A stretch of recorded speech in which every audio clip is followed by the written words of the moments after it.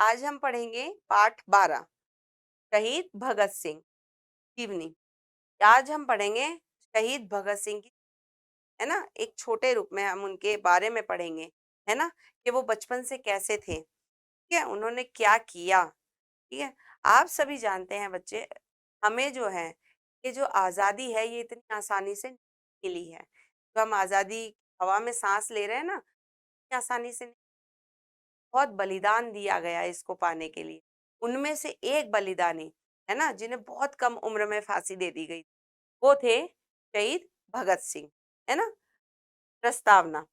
शहीद भगत सिंह में बचपन से ही देशभक्ति, त्याग और वीरता के गुण मौजूद थे। उनके परिवार का वातावरण भी देश प्रेम की भावना से ओतप्रोत था। क्या है बच्चों, तो भगत सिंह थे वो बचपन से ही बहुत देशभक्त थे, है ना। उनमें बहुत साहस था, है ना, वीरता भरी हुई और त्याग की भावना, कि अपने आप को त्याग दो, है ना, कोई लालच नहीं था, तो वो भावना पूरी भरी हुई थी। ये जो उनमें भावना है ये आई थी उन्हें उनके परिवार से। उनका परिवार जो है वो भी इसी भावनाओं से था, क्योंकि उस समय उनके समय में स्वतंत्रता की लहर, है ना, आजादी की लड़ाइयाँ चल रही थी। पूरे घर घर में एक जोश था कि हम क्या कर सकते हैं अपने देश के लिए। परिकल्पना, यदि भगत सिंह जैसे क्रांतिकारी ना होते तो क्या देश आजाद हो पाता। अब आप खुद सोचिए कि अगर भगत सिंह जैसे क्रांतिकारी वीर इस देश में नहीं होते, वो आजादी के लिए नहीं लड़ते, तो क्या हम आजाद होते। कहीं ना कहीं हम आजाद हो जाते, लेकिन और समय लगता, है ना। और क्या पता हम नहीं भी हो पाते, हम आज भी गुलामी की बेड़ियों में जी रहे होते, है ना। उन्हीं के सारे कायदे कानून चलते हमारे देश में, वो रहते तो वहां, लेकिन हुकूमत यहाँ चलती, है ना। हमें हमें लोकतंत्र नहीं मिलता। उद्देश्य, राष्ट्र भक्तों से परिचित कराना और राष्ट्रीयता की भावना का रोपण करना।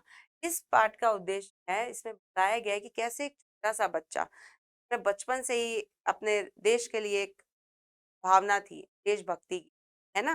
तो वो जो है वो राष्ट्र भावना, जो राष्ट्रीयता की भावना है, वो हमें जागृत कराना और राष्ट्र भक्तों के बारे में हमें बताना। बच्चों हम शुरू करते हैं आज का पाठ। भगत सिंह।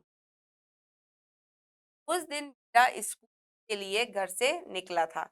वीरा होता है भाई, है ना, पंजाबी में बोलते हैं वीरा को भाई।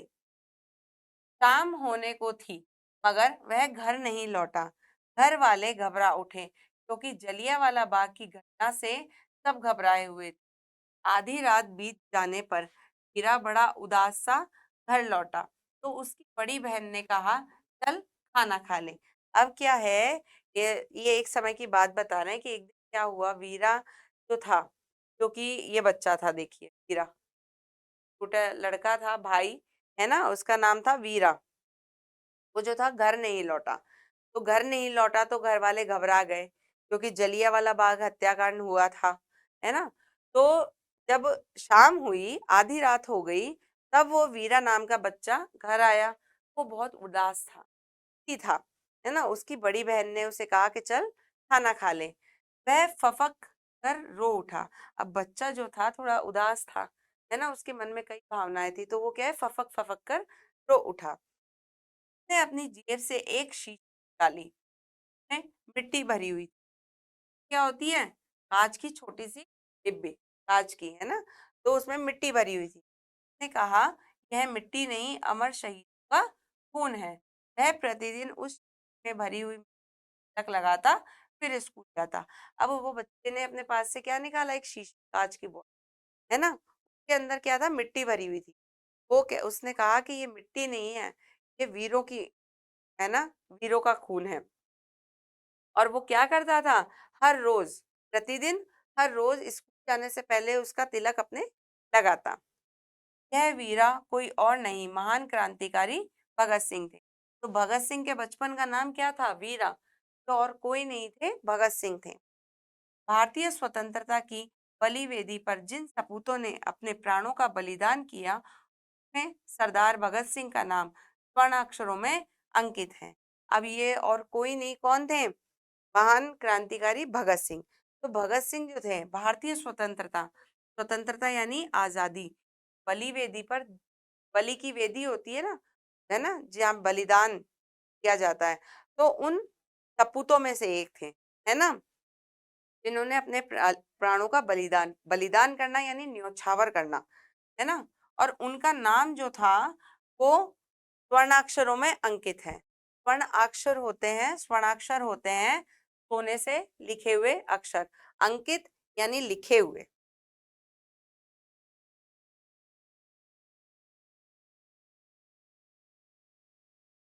सरदार भगत सिंह का जन्म 27 दिसंबर 1907 को लायलपुर, तो अब पाकिस्तान में है, हुआ था।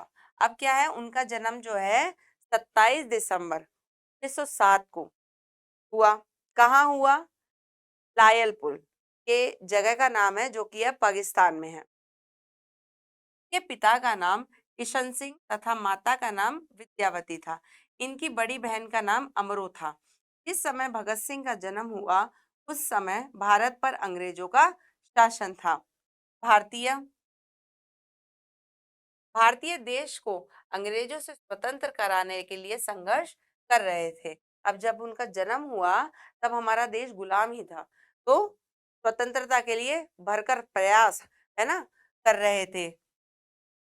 अंग्रेजी शासन के खिलाफ विरोध की ज्वाला धधक रही थी। उनके पिता लाहौर के सेंट्रल जेल में बंद थे। उनके पिताजी क्या थे? लाहौर के अंदर एक सेंट्रल जेल है, वहां पे बंद थे। माँ विद्यावती ने उनका लालन पालन बड़े ही प्यार दुलार से किया। राष्ट्रीयता से ओत-प्रोत परिवार के वातावरण में बालक भगत सिंह पर अमिट छाप पड़ी। अमिट का अर्थ होता है जो मिट ना सके, क्योंकि उनके पिताजी थे वो खुद आजादी की लड़ाई में शामिल थे, है ना। तो उनकी माँ भी वैसी ही थी। का जो है पूरे घर का वातावरण जो है वही पूरा देशभक्ति से भरा हुआ था, तो उसमें उनका लालन पालन हुआ। एक बार की बात है, भगत सिंह अपने पिता के साथ कहीं जा रहे थे। रास्ते में पिता के एक घनिष्ठ मित्र मिल गए, तो अपने खेत में बुआई कर रहे थे। के पिता अपने मित्र से बातचीत करने लग गए थे, तो भगत सिंह खेत में छोटे छोटे तिनके रोपने लगे। बालक के इस कार्य को देखकर पिता पूछ बैठे, यह क्या कर रहे हो भगत? बालक ने उत्तर दिया, बंदूकें बो रहा हूँ पिताजी। अब आप सोचिए कि बच्चे ने अपने पापा को ये कहा, बालक ने कहा कि मैं बंदूकें बो रहा हूँ, है ना। क्योंकि हमें पता है कि खेत में कुछ भी हम बोते हैं मिट्टी में तो उसकी फसल पैदा होती है ना। गेहूं के दाने या कोई भी सब्जी हम की फसल उगाने के लिए हम उसके बीज बोते हैं, तो उसी की फसल उगती है। तो क्या था, उनके पिताजी जब अपने दोस्त से बात कर रहे थे तो भगत सिंह जो है तिनके रोपने लग गए, है ना। तो उन्हें लगा कि ये बंदूकें बन जाएगी, ठीक है। तो अपने पिताजी, जब उनके पिताजी ने पूछा कि क्या कर रहे हो, तो बोले बंदूकें बो रहा हूँ पिताजी। भगत सिंह जैसे जैसे बड़े होते गए असाधारण प्रतिभा दिखने लगी। प्रतिभा का अर्थ होता है गुण। जैसे जैसे वो बड़े होते गए ना, ये सारे गुण दिखने लग गए। इनकी प्रारंभिक शिक्षा गांव में ही हुई। फिर आगे की शिक्षा पाने के लिए इन्हें लाहौर स्थित नेशनल कॉलेज में प्रवेश लिया। वहीं इन भेंट देव और यशपाल से हुई। तो इनकी क्या है, मुलाकात। भेंट का अर्थ होता है मुलाकात। जब ये गांव में पढ़े पहले, तो शुरुआती दिनों में, है ना, फिर इन्हें आगे की पढ़ाई के लिए नेशनल कॉलेज जो कि लाहौर में है वहां भेज दिया। वहां इनकी मुलाकात जो है देव और यशपाल से हुई। तीनों मित्र बन गए और क्रांतिकारी गतिविधियों में भाग लेने लगे। एक अखंड राष्ट्र के निर्माण के लिए देश के नौजवानों में राष्ट्रभक्ति की भावना जगाने के उद्देश्य से 1926 में उन्होंने लाहौर में नौजवान सभा का गठन किया।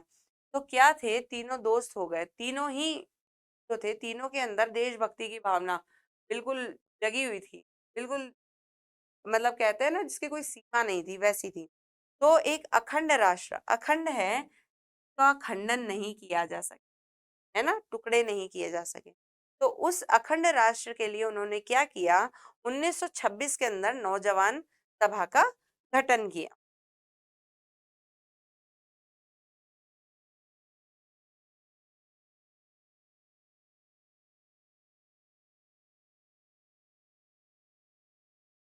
30 अक्टूबर 1928 को लाहौर में साइमन कमीशन आने वाला था।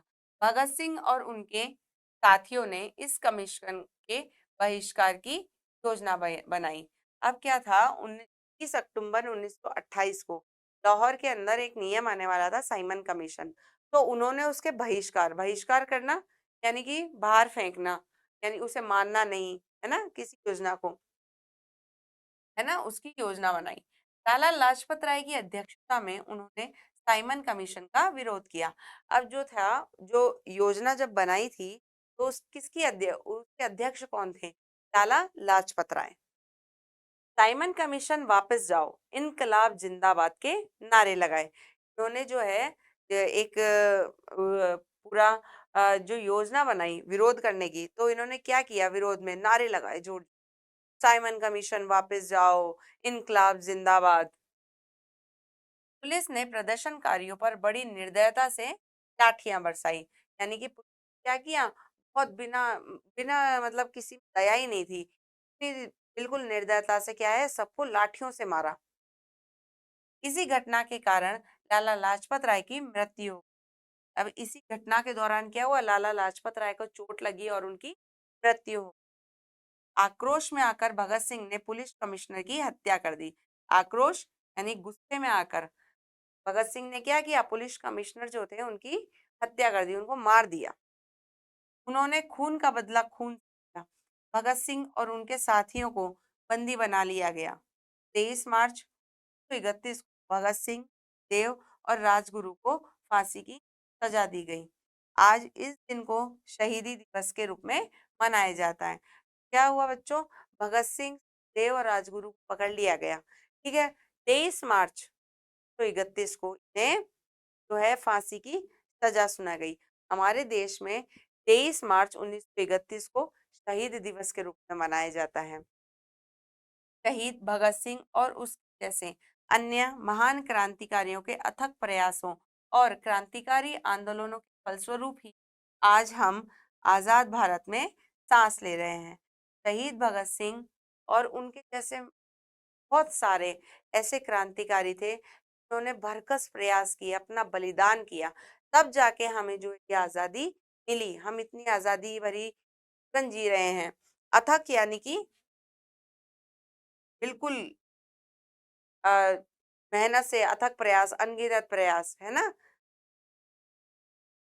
इन क्रांतिकारियों के बलिदान को सदैव याद रखना चाहिए और इनका हृदय से सम्मान करना चाहिए। ठीक है बच्चों, इस पाठ में हमें हमारे अंदर देशभक्ति की भावना जगाए रखनी चाहिए, ऐसा हमें सीख दी गई है। हमें देशभक्त होना चाहिए बच्चों। हमें ये याद रखना चाहिए कि हमें जो ये आजादी है वो इतनी आसानी से, है ना, ये प्लेट में परोस के नहीं दी है हमें, हमने इसके काफी बलिदान दिया है। कई नौजवानों ने अपने खून बहाए हैं, तब जाके हमें ये आजादी मिली।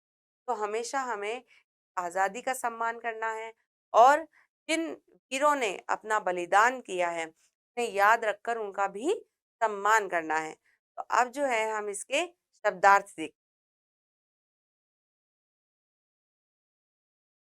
शब्दार्थ, दास, परेशान, स्वतंत्रता, आजादी, स्वर्णाक्षर, सोने के अक्षर, संघर्ष, लड़ाई, प्रतिभा, गुण, बहिष्कार, अस्वीकृत या इनकार करना, बोतल, बलिदान, त्याग, अंकित, दर्ज, अमिट, गहरी, अखंड, से खंड ना हो सके, जिस खंड ना हो सके मतलब टुकड़े, जिसके टुकड़े ना हो सके, अथक, न थकने वाला।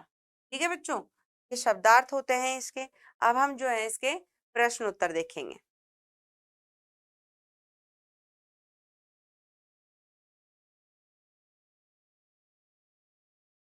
हाँ, दिए गए शब्दों से वाक्य बनाइए।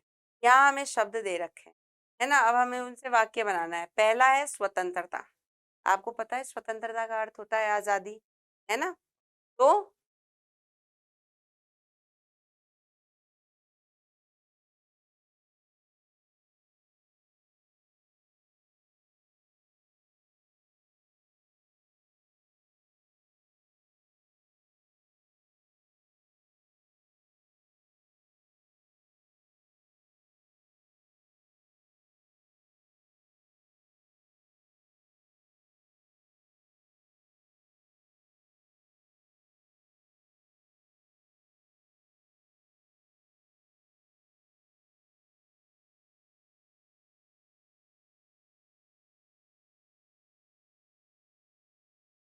इस पे हमने वाक्य बनाया है स्वतंत्रता पर, हमें मिली हुई स्वतंत्रता का मान रखना चाहिए, है ना?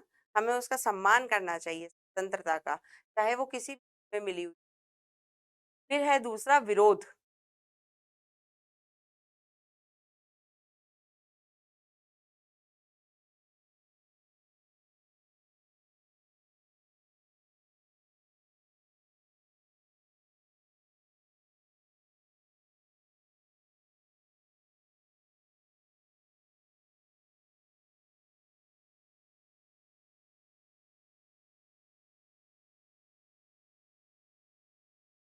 विरोध का हमने लिखा है असत्य का सदैव विरोध करना चाहिए। असत्य क्या होता है? झूठ। झूठ का हमेशा विरोध करना चाहिए। फिर है प्रतिभा। प्रतिभा का अर्थ आप जानते हैं, गुण होता है।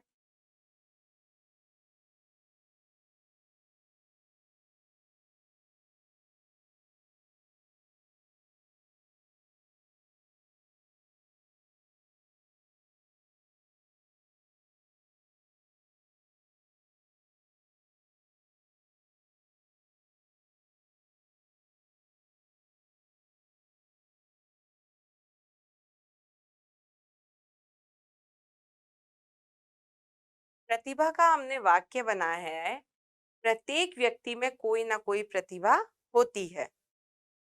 फिर है अखंड। अखंड है, वो खंडित ना किया जाए, है ना? तो इसमें है हमारी एकता अखंड है ना? भारत की एकता अखंड है।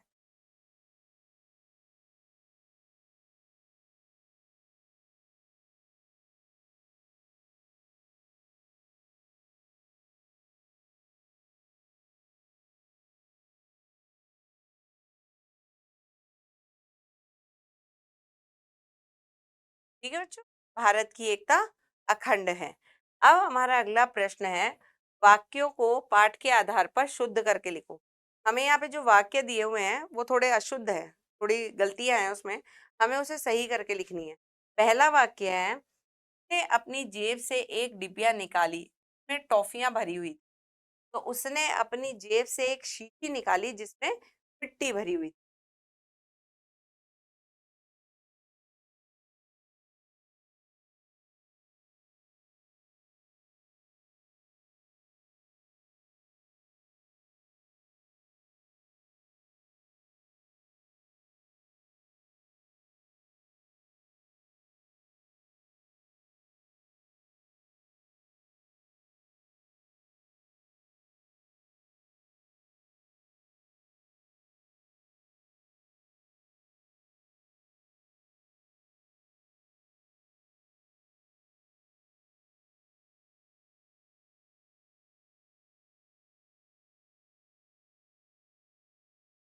ठीक है बच्चों, उसने अपनी जेब से एक शीशी निकाली जिसमें मिट्टी भरी हुई।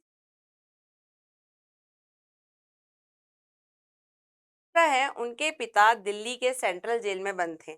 उनके पिता दिल्ली की सेंट्रल जेल में बंद थे, नहीं, लाहौर की।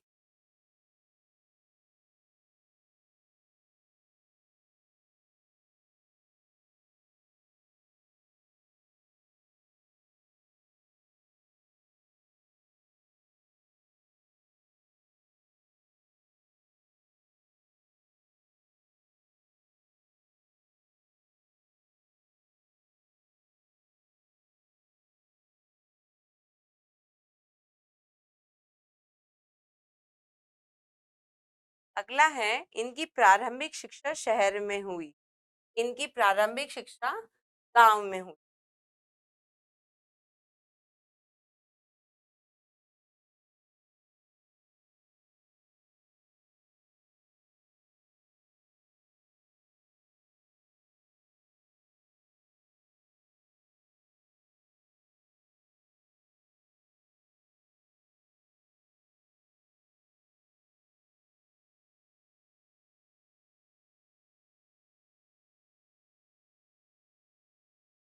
अगला है, पुलिस ने बड़ी निर्दयता से प्रदर्शनकारियों पे गोलियां बरसाई, नहीं, लाठियां बरसाई थी।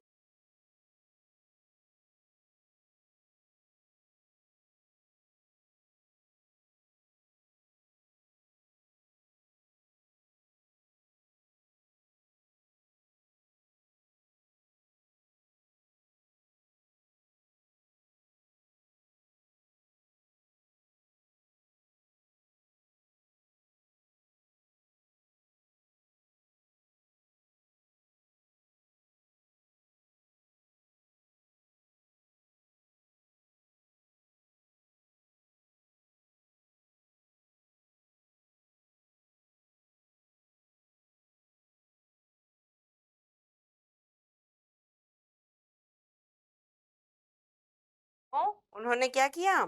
लाठियां बरसाई।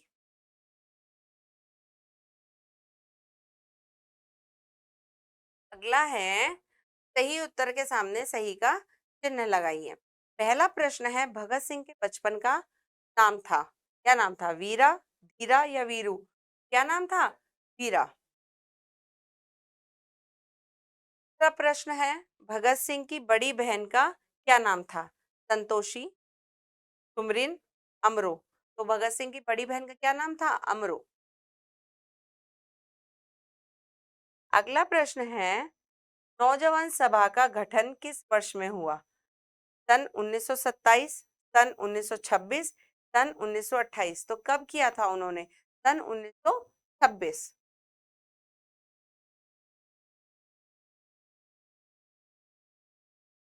तो बच्चों यहाँ पे जो है ये हमारा पाठ पूरा होता है, क्योंकि भगत सिंह की ने हमें ये बताया है कि हमारे जो आज़ादी है हमें बड़ी मुश्किल, अपने हमें अपने अंदर हमें राष्ट्र से प्रेम करना चाहिए, देशभक्ति की भावना रखनी चाहिए।